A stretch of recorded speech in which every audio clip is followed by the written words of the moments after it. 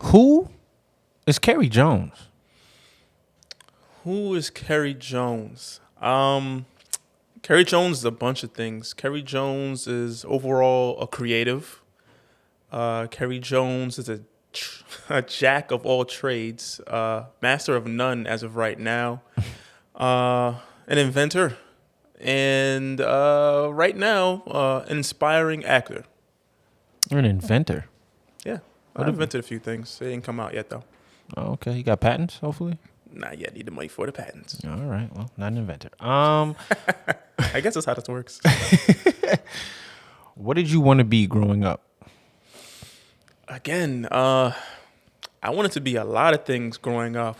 Shit, I'm still growing up now, I feel like. Let's see, I wanted to be an astronaut, a pilot, also a scientist, an inventor of sorts.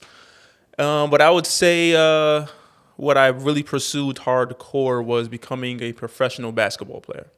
So that was the first dream. You wanted to make it to the NBA. NBA was the first dream I went for, like really hard. But I did try to. I went to astronaut school as a child.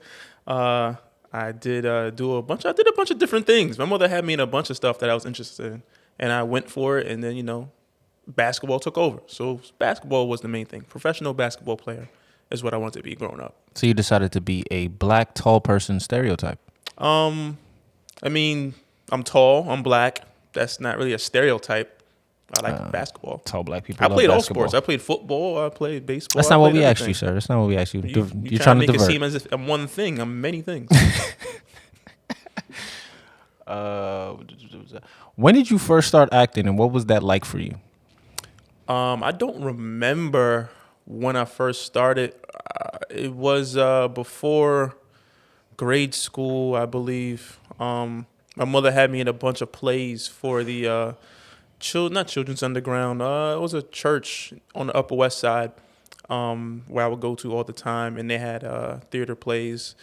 And I basically just knew all my lines and everyone's lines, so I was just doing everything. So that was like, I wasn't a child actor per se because I wasn't professional, but I've been acting since I was a kid, like theater mostly. That's what's up. You had a very long break between acting then and then getting back into acting. Why the long break, and what sparked your interest back into acting? Why the long break? The long break was basketball, trying to be a professional athlete. My mother is more of a creative. I get my creative side from my mother, and my father is an athlete. They were both athletes, but my father was more so that. So my father introduced me to basketball around the same time or right after my mother introduced me to acting or theater or just anything like that, the arts.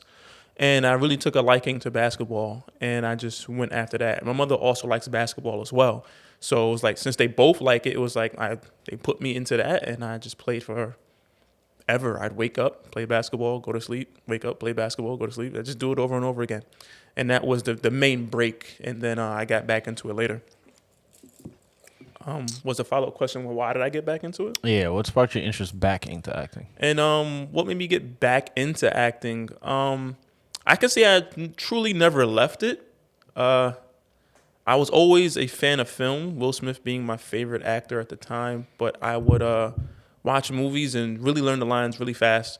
So it was like I was physically doing something else, but mentally I was still in acting mode as far as being in that mindset. When I got back into it,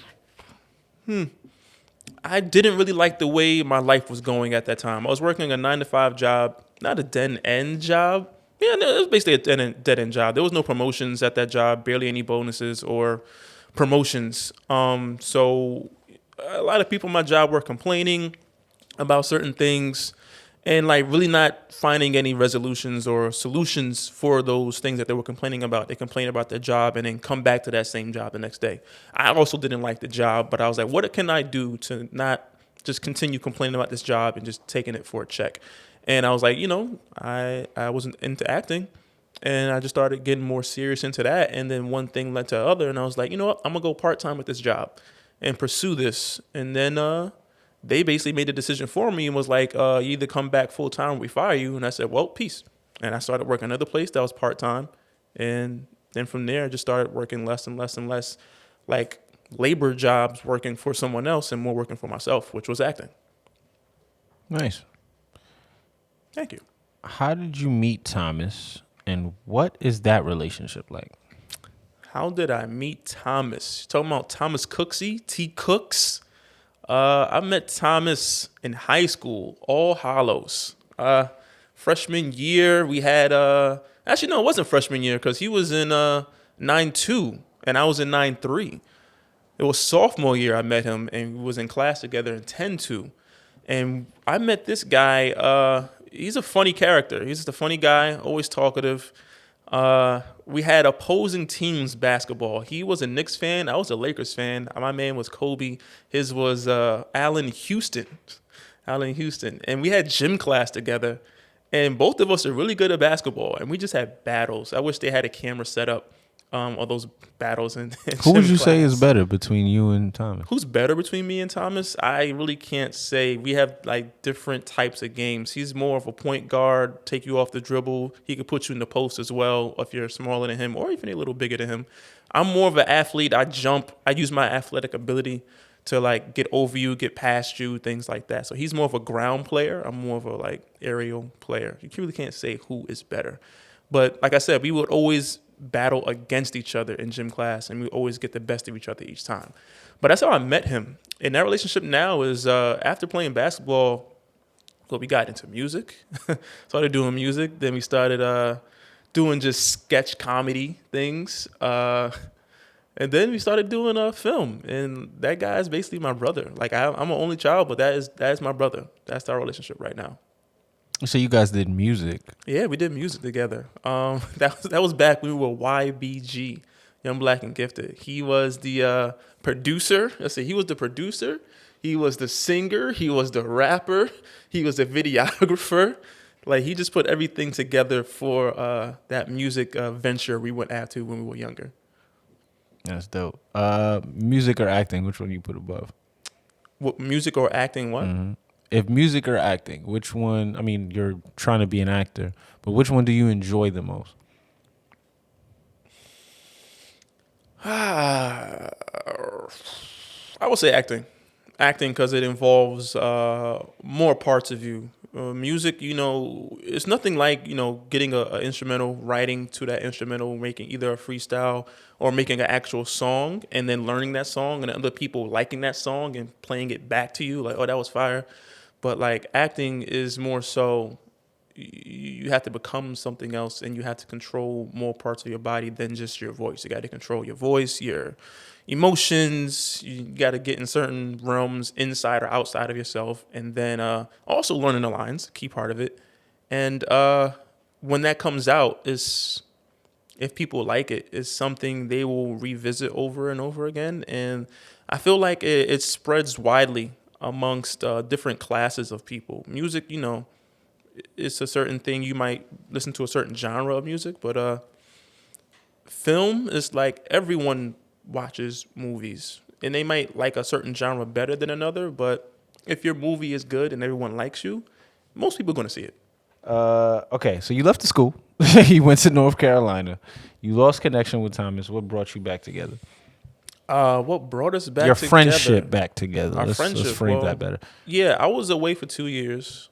And then music.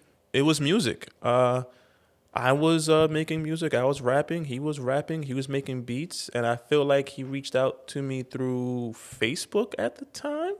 Yeah, it was through Facebook. That's back when you had to have a college account to even be on Facebook.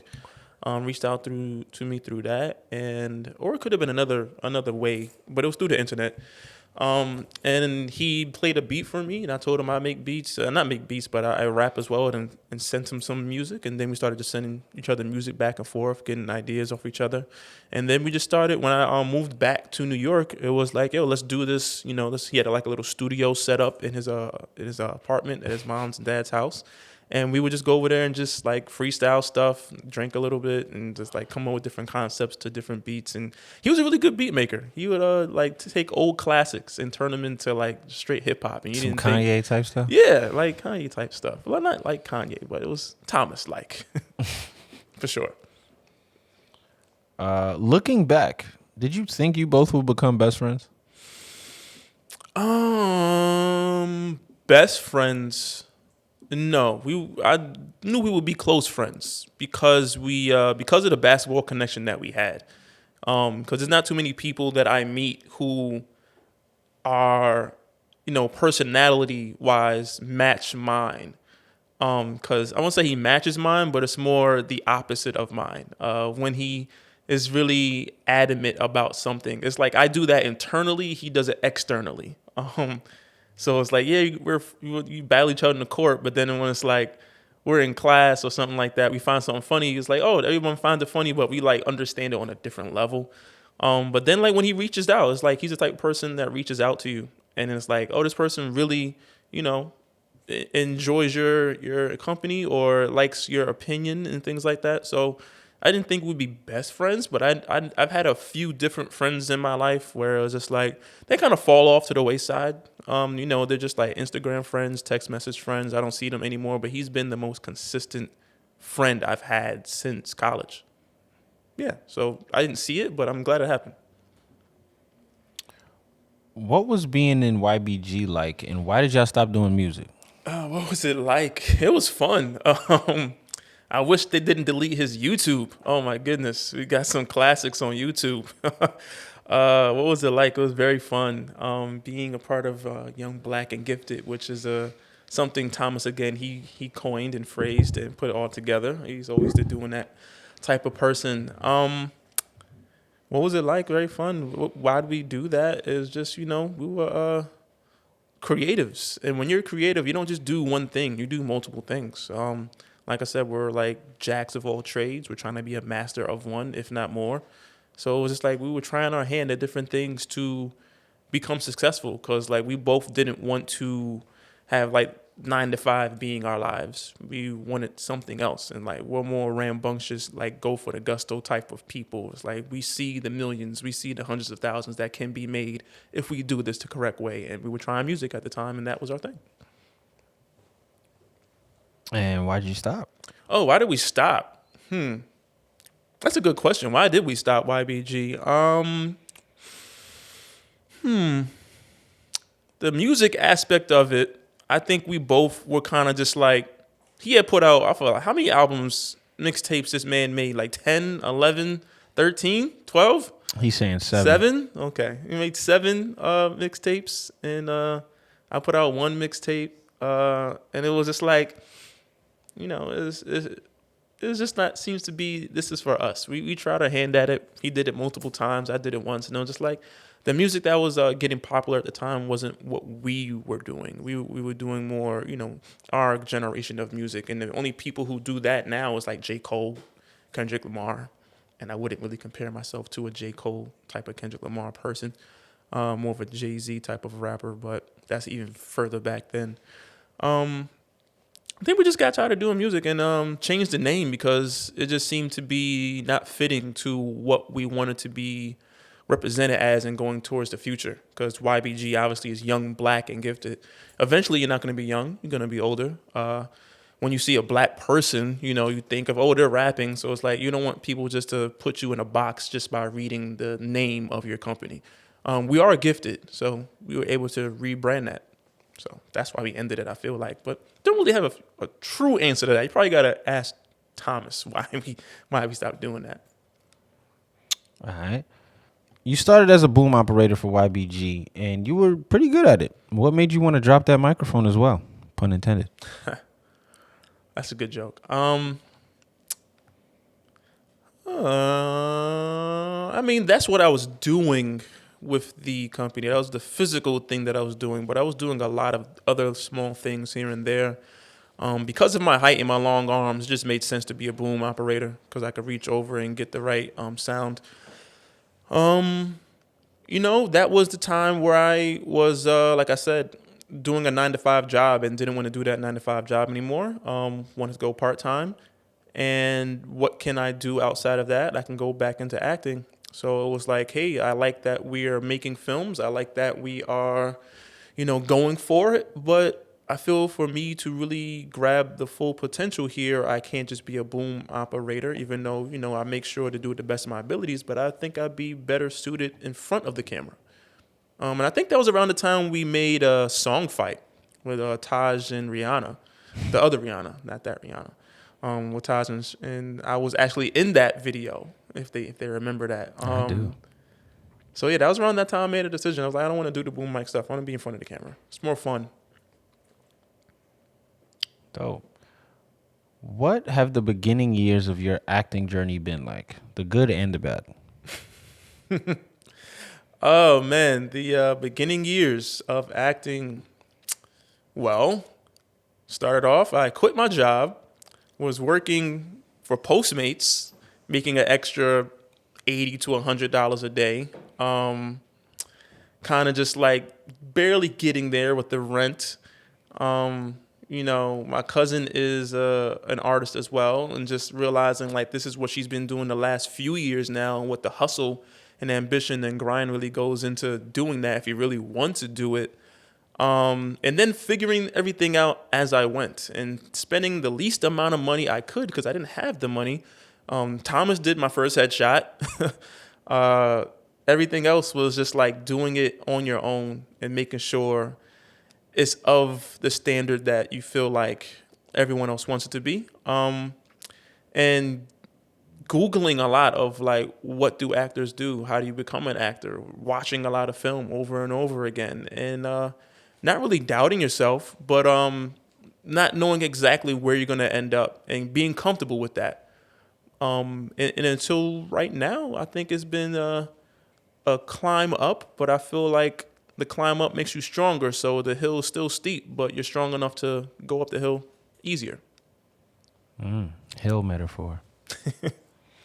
How was acting and your creative development during the pandemic? Was it a positive time for you or a negative time? Oh, that was a very positive time.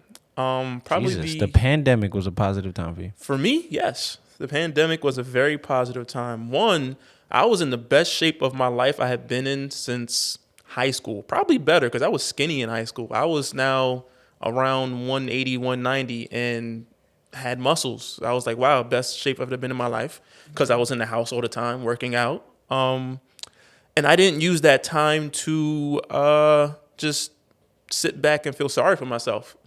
I used that time to get better at acting. I had all this time on my hands. I had some money saved up from my job when I quit that and doing other things. And I made a bunch of monologues, a short film, entered a contest. I got my manager during the pandemic because I had been putting stuff out on Instagram over and over and over again. And he loves being on Instagram. And he discovered me, hit me up, and was like, hey, I feel like you got something going here. I'd like to manage you. Honestly, that was the most focused I had been as towards being an actor because there weren't any distractions. It was just straight go for it. And if you're not doing something, it's because you're choosing not to do something. Nothing else is stopping you from making a scene, learning a scene, learning some lines, watching a movie, learning something. Nothing was stopping me. So that was actually a good time for me. I mean, the world was on fire, but for me, it was pretty good. Nice. What is it like trying to be an actor in New York, balancing having to be available all the time for auditions and shoots, but still having to work to pay bills? Oh man, that again goes to that hill climb. In the beginning, very hard, very hard. I used a lot of backstage. Because that's all I had access to at the time. But I was able to book some small things, non-paid work, background work. It's you basically learn it's all trial and error. Just going after it over and over again, and eventually something will land, which something did land. I got a background job in Ocean's 8, and actually ended up on film in the movie. My mother was there and watched it together, and she was like, oh my God, that's my son. I was like, I don't think I'm going to be in this movie. And then it was Biggest Day Me right there, right next to Sandra Bullock and Sarah Paulson. And that's like one thing was like, hey, this might work. And then now it's like, hey, you got a commercial out. You got 2 commercials out. You got another commercial out. But getting there is, like I said, just keep going after it and not giving up and not having doubts. You're going to have doubts, but like not listening to those doubts in yourself. But it's very hard balancing everything. It's very hard balancing everything because money rules the world. And if you can't make money doing something, you're not going to be able to do anything. So got to find a way to make that money first, whether it's like I said, Postmates or selling stuff. I sold a lot of stuff. Sold stuff? I sold a lot of stuff. I actually fell into a job that actually helped me out with that. I work for a junk collection company, driving a truck around city. Now I sell a lot of things that I find, which is not illegal. They allow us to do it. If So you say that helped so. me out a lot. Yeah, that doesn't sound illegal at all. It doesn't. Why did you decide to change? Nope, that's not the question I want to ask. What are some other difficult challenges you experienced in the process of becoming an actor? Difficult things? That's a tough question. Because I don't really view it as difficult. I view it as an obstacle you have to climb, and you have to climb it regardless, or get over it, or through it, or around it, or just being honest with yourself, like learning being honest with what your cons are. Everyone has pros and cons. One of my cons was my voice wasn't the strongest. I learned lines very well, but I learned them a certain way. Like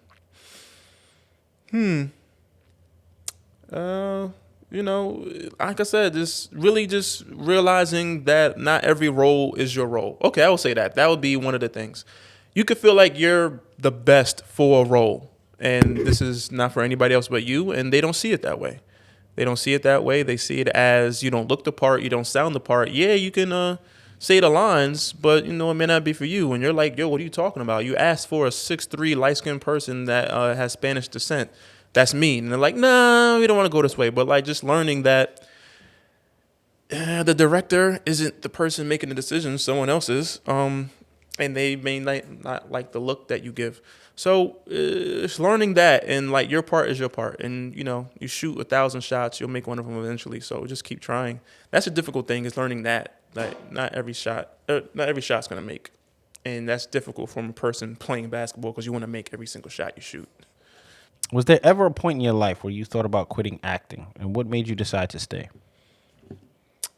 No, there was never a point where I wanted to quit acting. I feel like I made that decision and I want to stick with it. And it's one of those decisions that it takes time. When I told my mother I wanted to act, she told me straight out that, that's going to take some time, but if you want to go after it, what do you need? And you need acting classes, you need this, you need that, and the third. So I knew it was going to take time. So it's not something where it's like, oh, I tried it for a week, I tried it for a month, I tried it for a year, and no. Then you gotta like look at success stories like Morgan Freeman, what's this guy's name, Harrison Ford, or like all these people. They didn't get where they are as far as fame or success until they were older. So it takes time, and to be a master of a craft, sometimes you just get lucky and fall into it just because you're a good-looking person, but it doesn't mean you're a good actor. So I never thought I wanted to quit at any point. And now, definitely not that I'm having some success. It's definitely not something I'm going to quit. Never planned on anyway. Got you. Why do you hate Michael B. Jordan? Why do I hate Michael B. Jordan is the wrong way to phrase that question. I don't hate Michael B. Jordan. I don't hate anybody. Well, there are some people I do hate, but those are more personal questions from my childhood.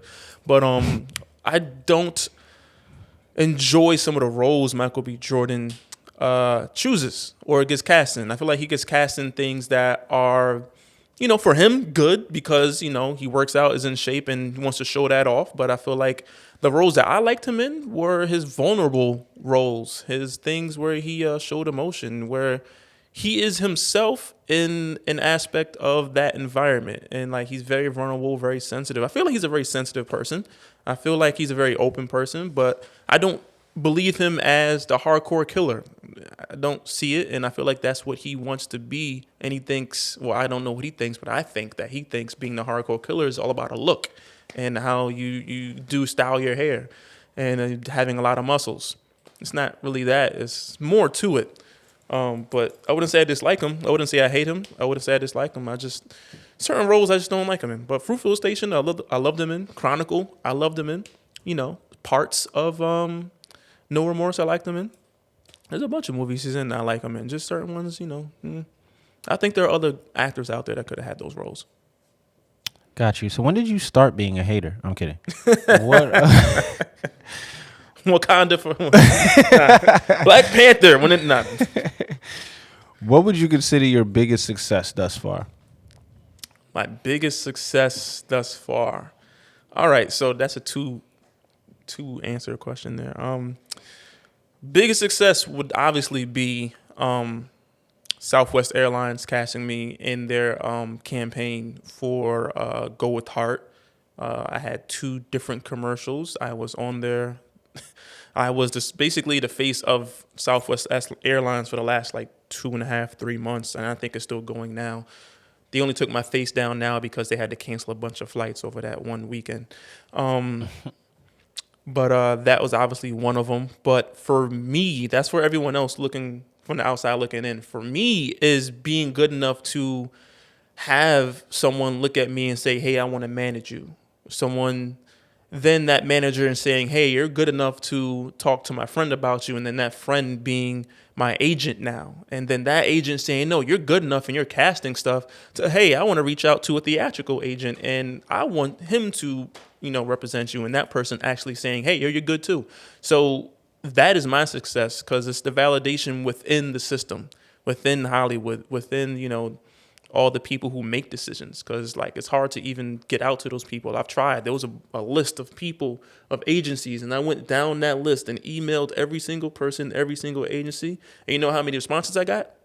None. And I got responses from, people word of mouth, just when someone saying, hey, this person's good, and then that person saying, hey, that person is good, so giving me a shot. That to me is my success. I like that answer. What would you consider your biggest failure thus far? Biggest failure. Okay, yeah, I did think about this question. Yeah, so my biggest failure, I feel, wouldn't be something that is tangible, wouldn't be something that is a yes or no. My biggest failure is not starting earlier. I should have started going down this path earlier instead of being at the job I was for those 8 years.